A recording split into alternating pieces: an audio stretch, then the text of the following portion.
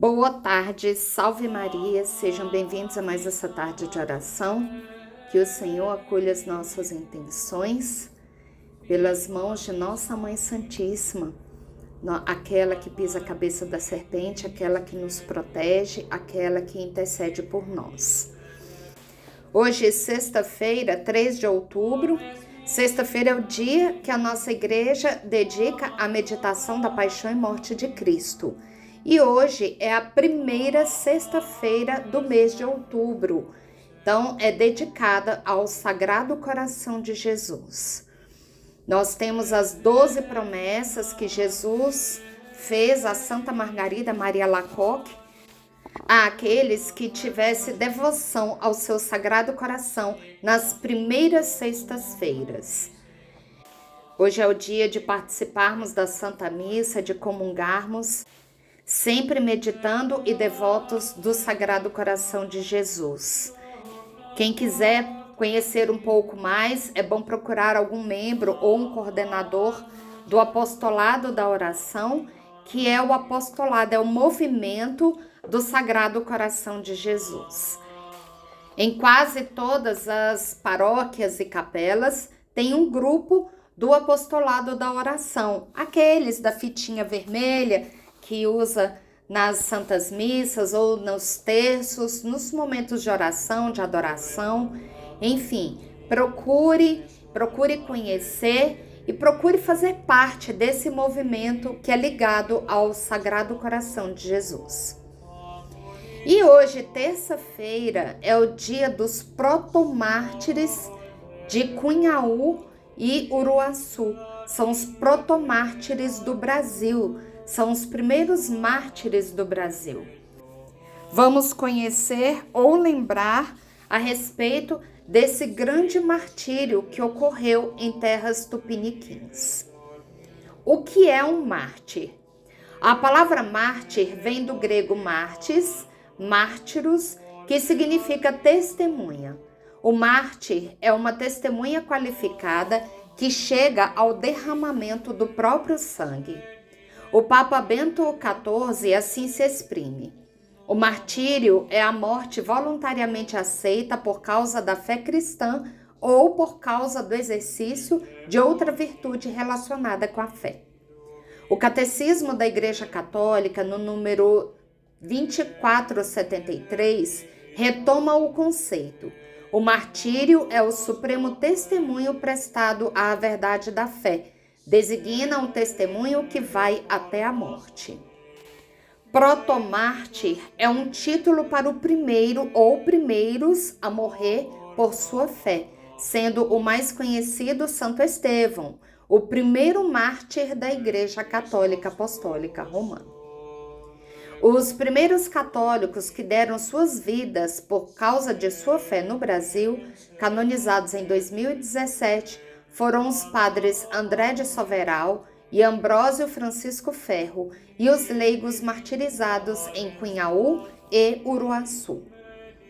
O catálogo dos mártires da Igreja inclui, além dos que sofreram perseguições do mundo pagão, também outros que deram a vida para se manterem fiéis ao catolicismo e ao Romano Pontífice, vítimas de cristãos contra outros cristãos, divididos por interpretações doutrinárias. Este é o contexto das guerras religiosas que ensanguentaram a Europa e os países por ela colonizados entre os séculos XVI e XVII. A história do martírio do padre André de Soveral e do padre Ambrósio Francisco Ferro, do leigo Mateus Moreira e dos seus 27 companheiros beatificados pelo Santo Padre João Paulo II, a 5 de março de 2000, e canonizados pelo Papa Francisco em 2017, deve ser vista também neste horizonte. A evangelização no Rio Grande do Norte, estado do Nordeste do Brasil, teve início em 1597, com a catequese dos índios e com a formação das primeiras comunidades cristãs por missionários jesuítas e padres diocesanos, vindos do Reino Católico de Portugal. Nas décadas seguintes, aconteceram desembarques de franceses e holandeses naquelas terras, com a intenção de expulsar os portugueses dos lugares colonizados. Em 1630, os holandeses conseguiram seu intento, estabelecendo-se na região nordeste do Brasil. Eles, de confissão calvinista e acompanhados de seus pastores, determinaram um forte conflito na até então pacífica área, devido à restrição da liberdade de culto aos católicos, que eram perseguidos a partir daquele momento. Dentro da conturbada invasão dos holandeses no nordeste do Brasil, encontram-se os dois martírios coletivos, o de Cunhaú e o de Uruaçu. Estes martírios aconteceram no ano de 1645, sendo que o padre André de Soveral e Domingos de Carvalho foram mártires em Cunhaú, e o padre Ambrósio Francisco Ferro e Mateus Moreira em Uruaçu, dentre outros. O padre André de Soveral, pároco de Cunhaú, nasceu por volta de 1572 em São Vicente, na Ilha de Santos. Aos 21 anos, ingressou na Companhia de Jesus e, ao término dos estudos, foi enviado para Olinda, em Pernambuco, centro missionário de catequese dos índios de toda a vasta região. A partir de 1607, depois de deixar os jesuítas, o encontramos como membro do clero diocesano e pároco de Cunhaú. Na época do martírio, tinha 73 anos. O engenho de Cunhaú era o principal polo econômico da capitania do Rio Grande, atual estado do Rio Grande do Norte. Existia uma pequena e fervorosa comunidade composta por 70 pessoas sob os cuidados do padre André de Soveral. No dia 15 de julho, chegou em Cunhaú Jacó Rabe, trazendo consigo seus liderados, os ferozes tapuias, e além deles, e alguns potiguares com o chefe Gerera e soldados holandeses. Jacó Rabe era conhecido por seus saques e desmandos, feitos com a conivência dos holandeses, deixando um rastro de destruição por onde passava. Dizendo-se em missão oficial pelo Supremo Conselho Holandês do Recife, convoca a população para ouvir as ordens do conselho após a missa dominical no dia seguinte.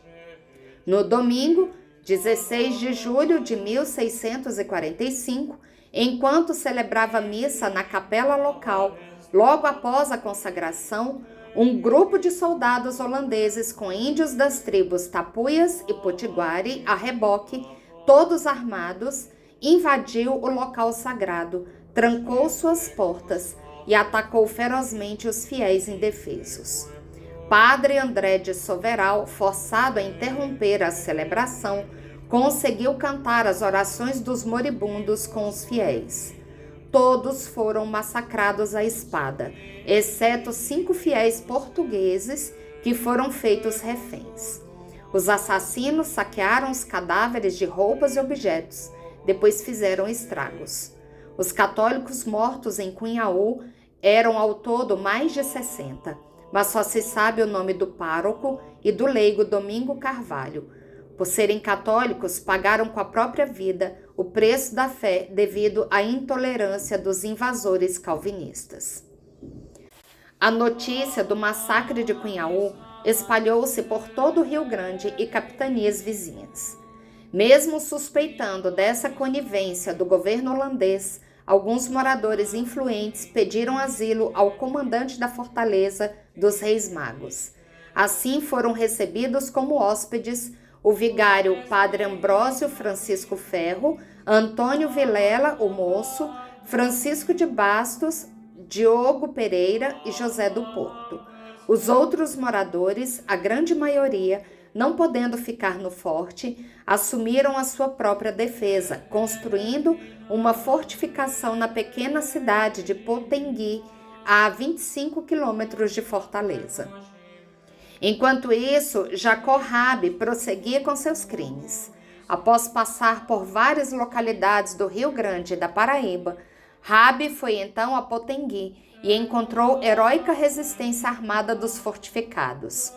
Como sabiam que ele mandara matar os inocentes de Cunhaú, resistiram o mais que puderam por 16 dias, até que chegaram 2 peças de artilharia vindas da fortaleza dos Reis Magos. Não tinham como enfrentá-las. Depuseram as armas e entregaram-se nas mãos de Deus. 5 reféns foram levados à fortaleza: Estevão Machado de Miranda, Francisco Mendes Pereira, Vicente de Souza Pereira, João da Silveira e Simão Correia.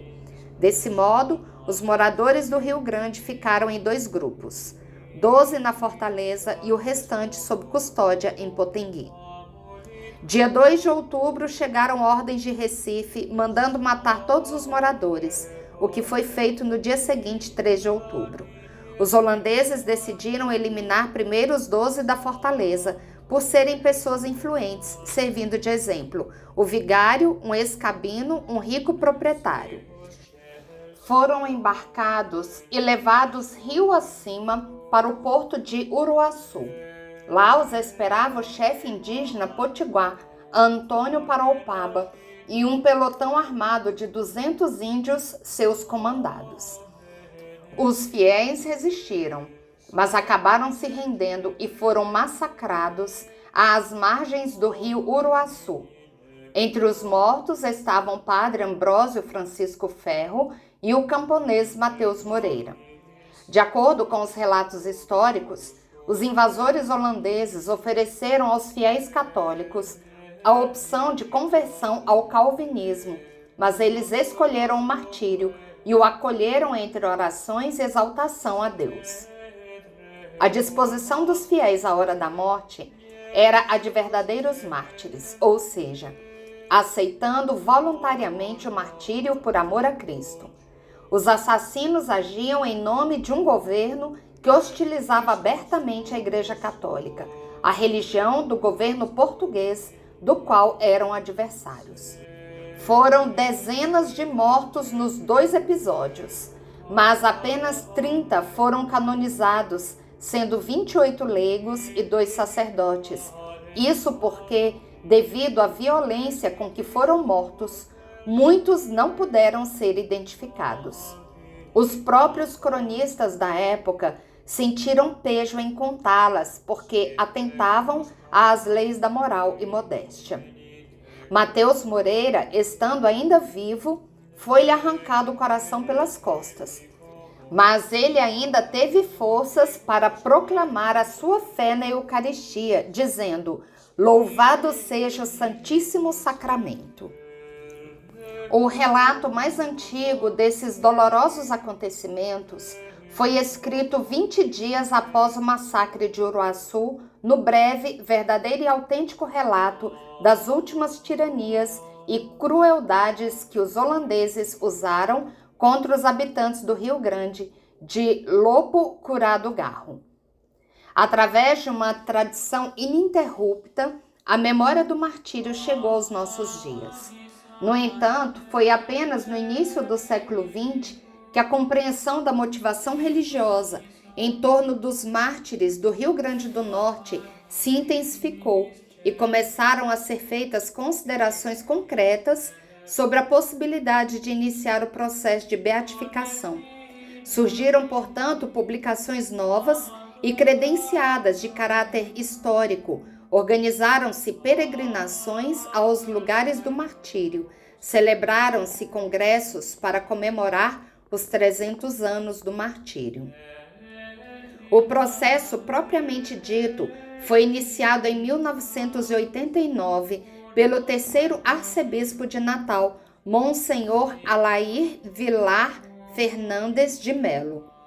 O nil obstat para a causa foi concedido pela Santa Sé em 16 de junho de 1989.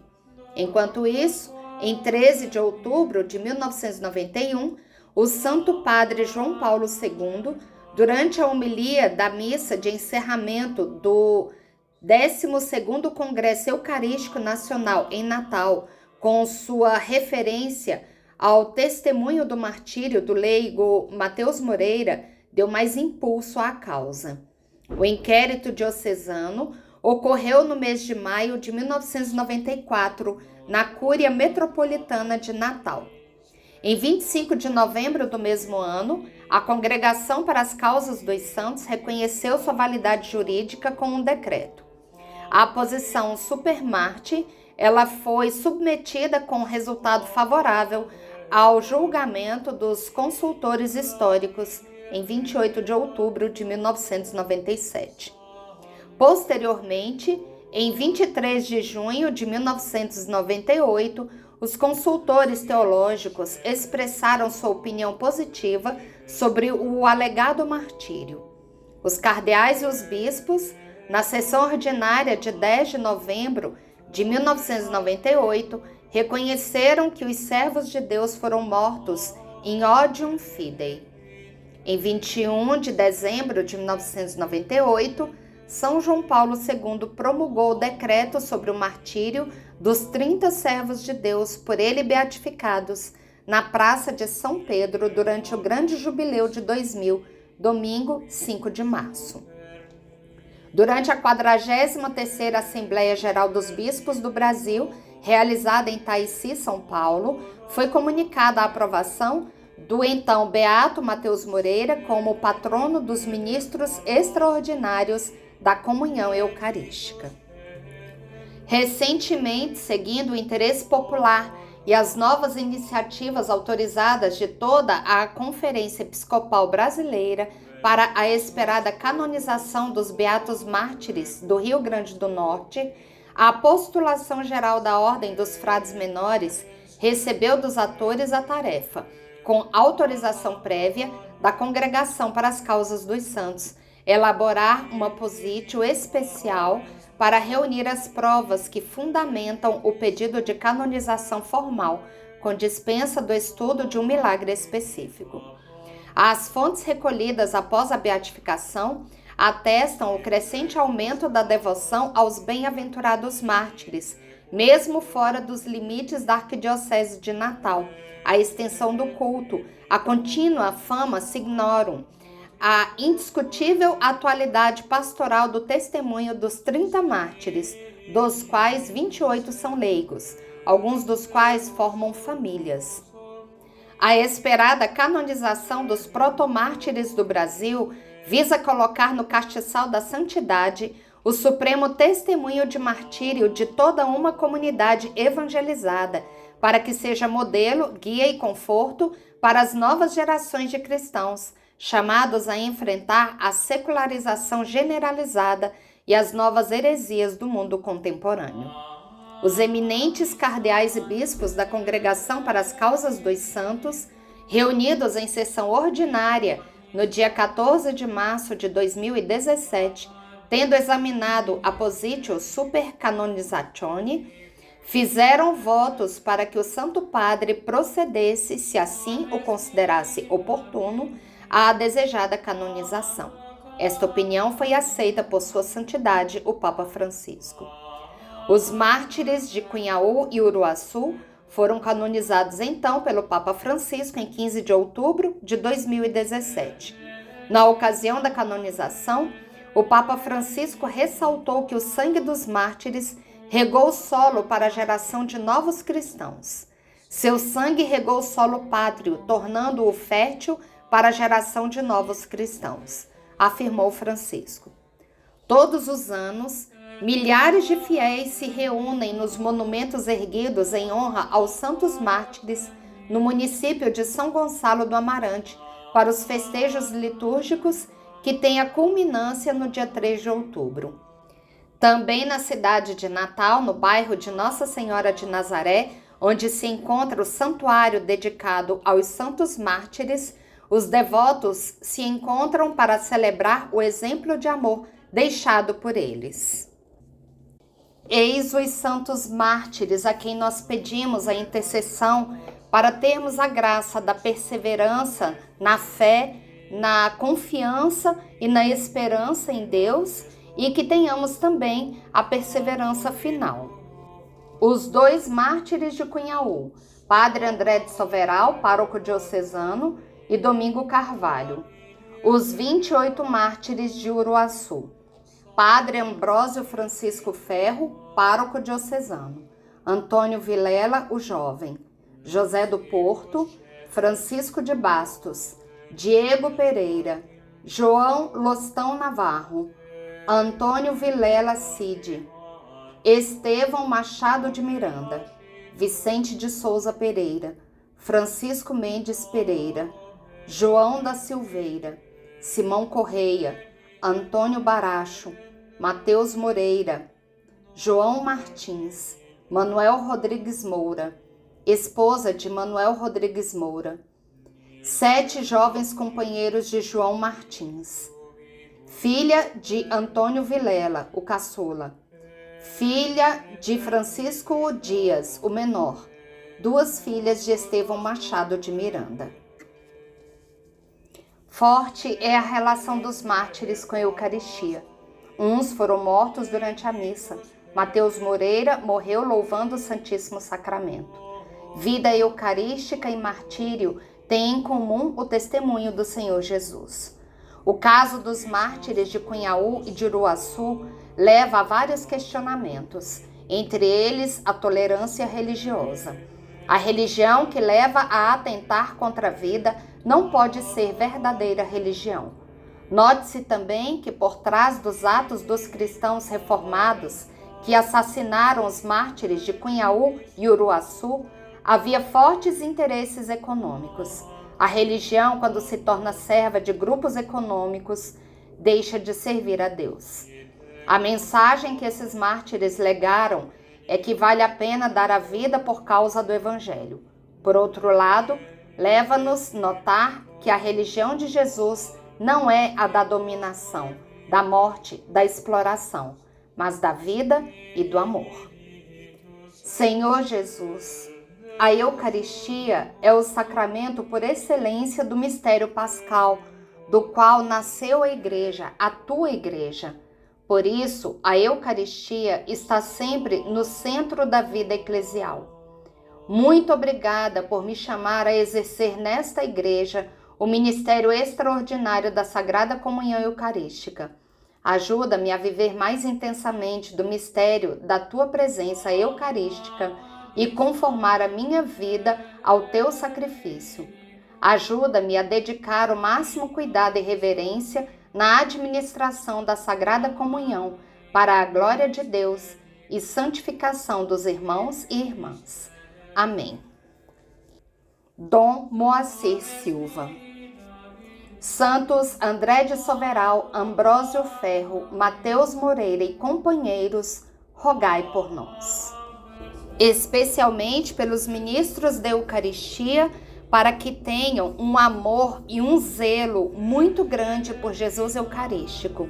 Que os fiéis tenham essa consciência e que não deixem que Jesus seja pisoteado ao deixar cair um fragmento da Santa Eucaristia. Que tenhamos esse zelo e esse cuidado, essa consciência de que Jesus está totalmente vivo em cada fragmento da Eucaristia. Por isso é tão importante. Eu sei que a Igreja, ela nos dá a opção de receber Jesus Eucarístico na mão ou na boca. Mas o importante é receber na boca, porque você tem certeza de que nenhum fragmento de Jesus há de cair no chão.